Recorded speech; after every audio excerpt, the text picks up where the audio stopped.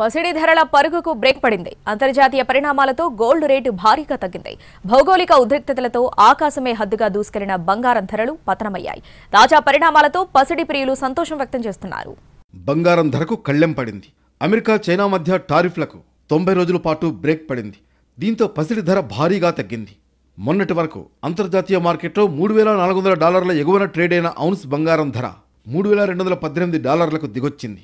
అంతర్జాతీయ ధరకు అనుగుణంగా దేశ రాజధాని ఢిల్లీలోనూ 10 గ్రాముల పసిడి ధర $96,550 చేరింది.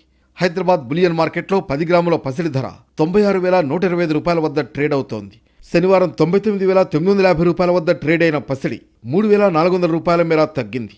వెండి సైతం కిలో $200 మేర తగ్గి $99,700 వద్ద ట్రేడ్ అవుతోంది.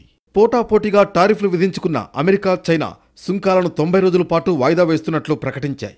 అమెరికా తన సుంకాలను 145% నుంచి 30%కి తగ్గించేందుకు అంగీకరించగా, చైనా కూడా అమెరికా ఉత్పత్తులపై 10% మాత్రమే సుంకం విధించేందుకు ఓకే చెప్పింది. మరోవైపు రష్యా, ఉక్రెయిన్ మధ్య శాంతి చర్చల్లో పురోగతి, భారత్ పాక్ మధ్య కాల్పుల విరమణకు అంగీకారం వంటి ఉద్రిక్తతలు తగ్గించే చర్యలు కూడా కారణమయ్యాయి. బంగారంలో భారీగా పెట్టుబడులు చేసిన వారు ఒక్కసారిగా లాభాల స్వీకరణకు దిగారు. దీంతో బంగారం ధర దిగొచ్చిందని నిపుణులు చెబుతున్నారు. దీనికి తోడు డాలర్ ఇండెక్స్ కూడా పుంజుకుని మళ్లీ 101.76కు చేరడం కూడా మరో కారణమని అంటున్నారు.